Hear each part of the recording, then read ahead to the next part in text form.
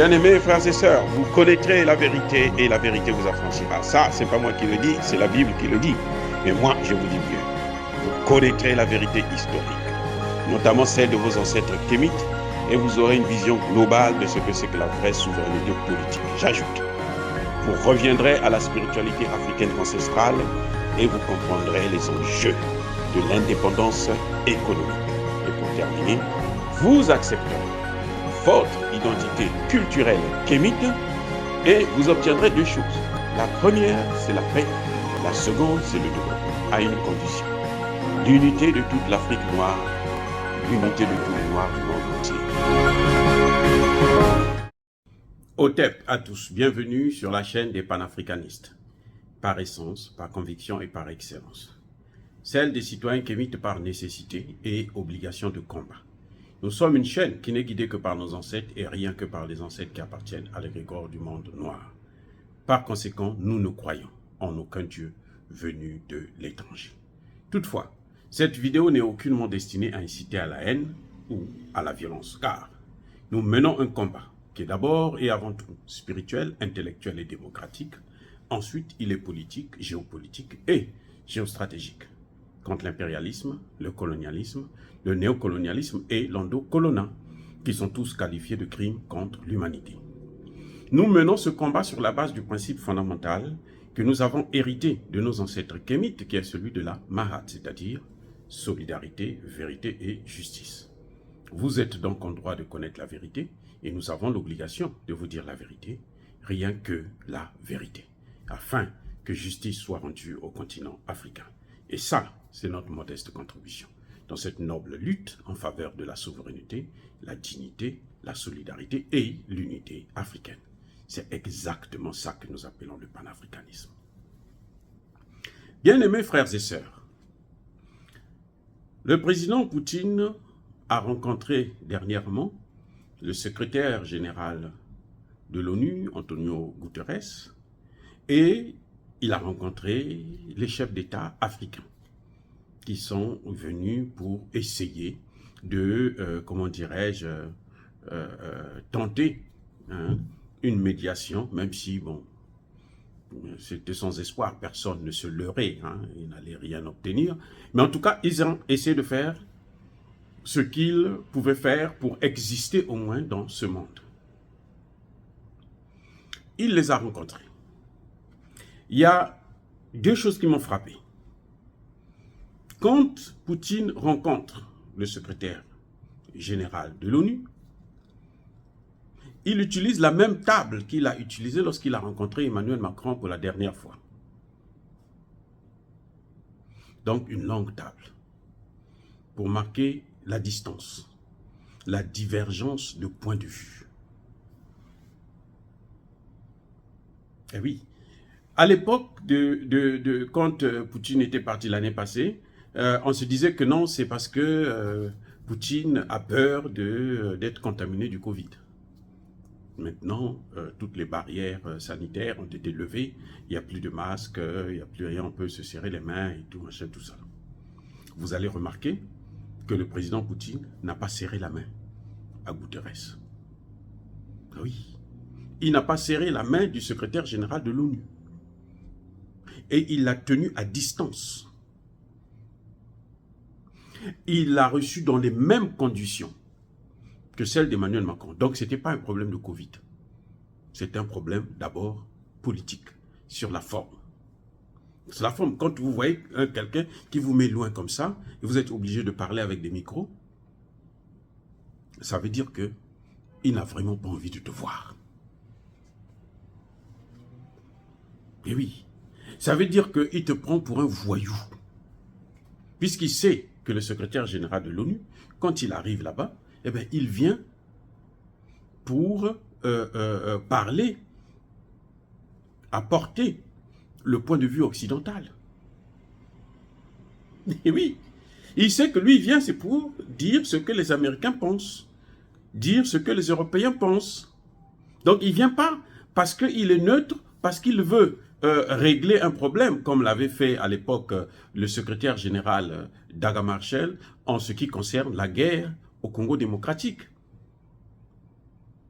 quand il s'est rendu compte qu'on est en train de l'emmener en bateau, c'est les Nations Unies qui ont pris Lumumba pour le donner à deux mercenaires belges. Et les Nations Unies travaillent, ils sont mandatés par les États-Unis. Il dit non, moi je vais changer de politique. C'est d'ailleurs pour ça qu'on l'avait tué. Bref. Poutine reçoit Guterres dans des conditions, vous voyez, où vraiment il marque la distance, il montre que c'est ça qu'on appelle le langage corporel. Vous et moi, nous ne pouvons pas être des amis. Vous et moi, nous n'avons en fait rien à voir ensemble. Vous êtes secrétaire général de l'ONU, je vous respecte en tant que tel, parce que c'est une fonction noble, mais que vous êtes en train de détruire. Jusqu'à preuve de contraire, dans les débats, vous avez vu que le secrétaire général est venu avec la thèse exacte des Américains et des Européens, des Occidentaux en quelque sorte. Il vient, il dit que vous avez occupé le pays. C'est ce que disent les Américains, ce que disent les Français, les Anglais, les Allemands. Vous avez occupé l'Ukraine. Vous avez violé la charte de l'ONU. Poutine lui répond. Je lui dis, mais écoute, toi tu dis, moi je violais la charte de l'ONU. Mais en Yougoslavie, là, c'était quoi qui s'était passé? C'était bien les Américains qui avaient fait la même chose. Eux, ils sont venus, eux, c'est pire. Vous voyez, les États-Unis jusqu'en Europe, là, c'est au moins 6 à 7 heures de vol.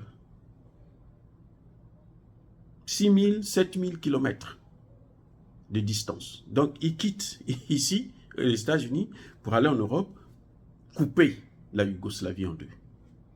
Séparer les Serbes et les Albanais et créer un État qu'on appelle le Kosovo. Créer de toutes pièces. On dit, bon, ça, on appelle ça maintenant le Kosovo. C'est un État indépendant. Et les États-Unis reconnaissent l'État. Poutine a rappelé ça à Guterres. Ah oui. Et les États-Unis et l'Union européenne, qu'est-ce qu'ils vont faire? Ils vont décider donc de saisir la Cour internationale de justice. Et la Cour internationale de justice rend un arrêt pour dire que les États-Unis ont le droit de reconnaître la souveraineté. Ce n'est pas contraire à la charte, plutôt la charte, pardon. Ce n'est pas contraire à la charte des Nations Unies. Ah oui. Et Poutine rappelle ça. Il dit, vous voyez, moi, je n'ai pas créé un État. C'est un peuple qui est martyrisé depuis 2014 jusqu'en 2022. Pendant 8 ans, le gouvernement est en train de bombarder le Donbass. Et ça fait plus de 14 000 morts. Et ce peuple vient vers moi pour dire, mais venez nous aider.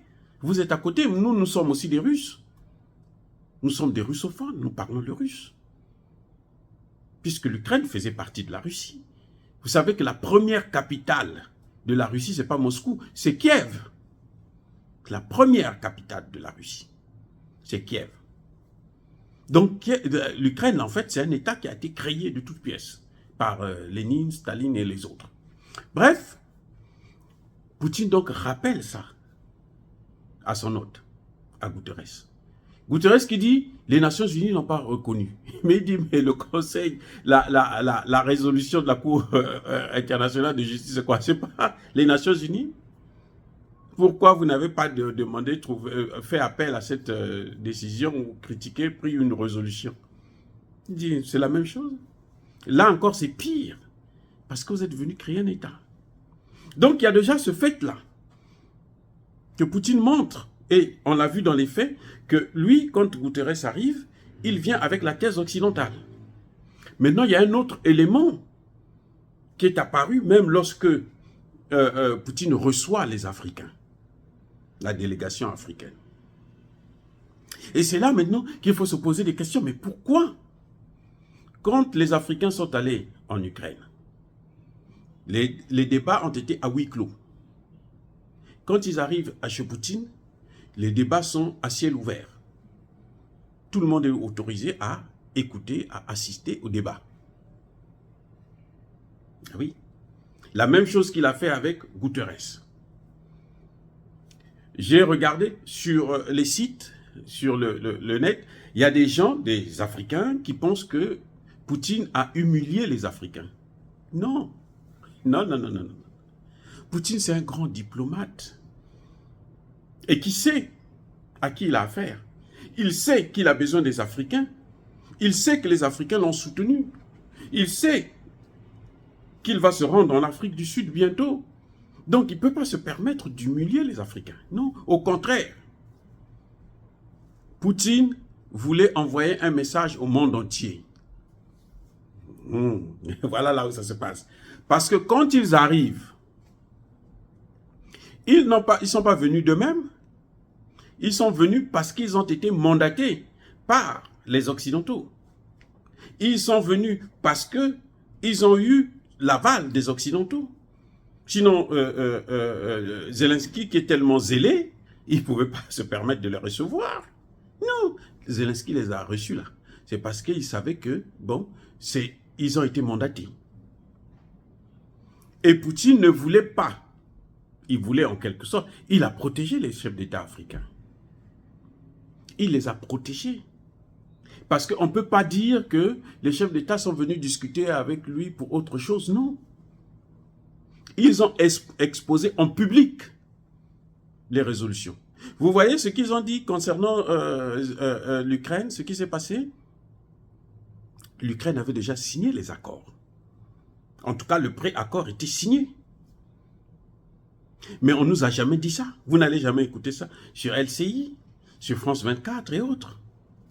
Qu'il y avait déjà un accord qui était là, signé par des Ukrainiens, pour arrêter cette guerre en mars. Donc cette fois-ci, Poutine dit non. Je veux informer la communauté internationale pour savoir ce qui se passe. C'est pareil avec le secrétaire général de l'ONU. Il ne l'a pas humilié, mais il a montré à la communauté. En fait, il ne s'adressait pas au secrétaire général de l'ONU. Il ne s'adressait pas non plus aux dirigeants africains. Il s'adressait au monde entier pour éviter la désinformation et pour protéger les chefs d'État africains. Parce que personne ne va dire que nous, on ne sait pas ce qu'ils sont allés discuter là-bas. Ils sont venus. Voici le plan de paix que nous avons préparé. C'est celui-ci. Nous voulons savoir ce que vous pensez.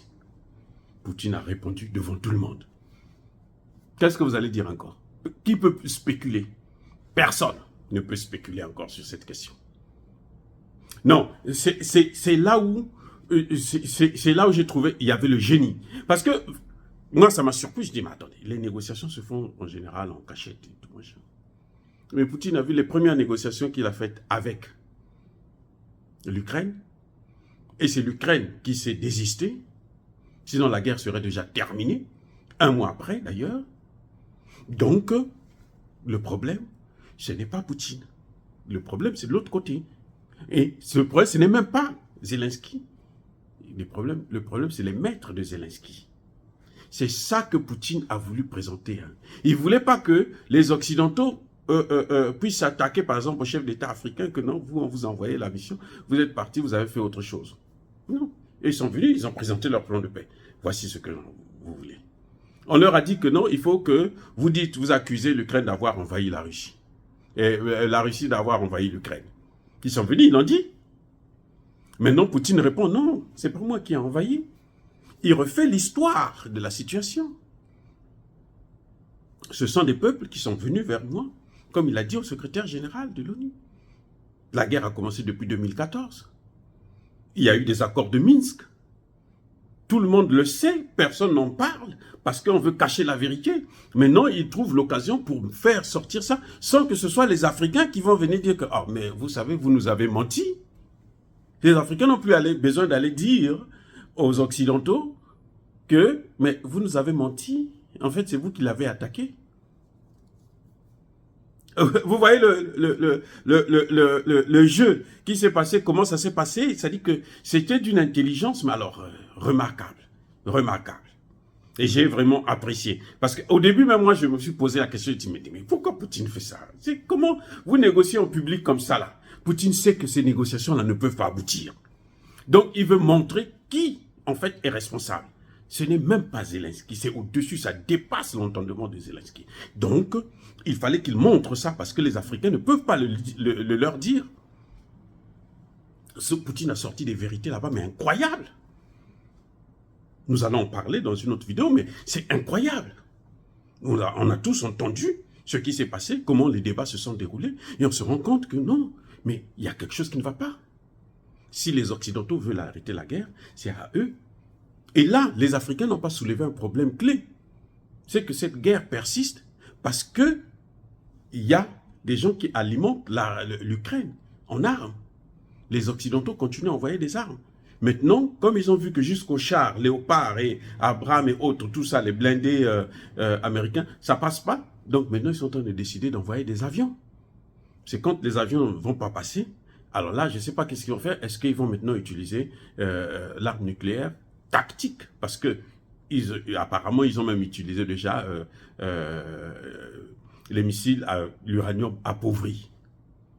Le dépôt de munitions qui a explosé il y a quelques semaines, là, que plutôt Poutine a fait sauter il y a quelques semaines, montre qu'il y aurait des missiles à l'uranium appauvri.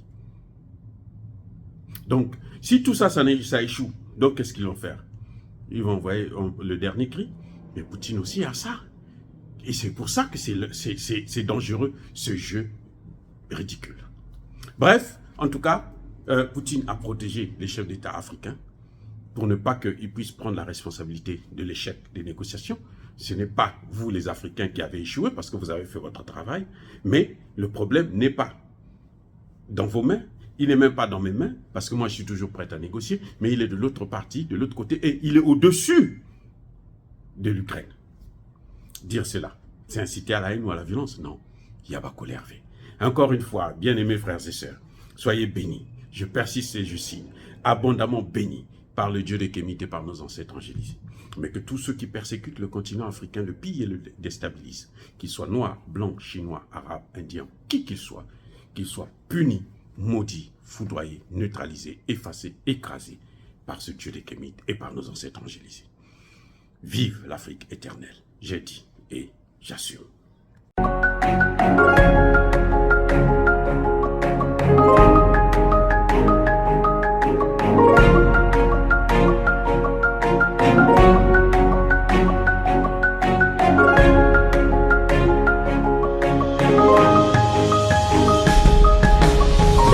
Eux, ils marchent par la foi et non par la vue.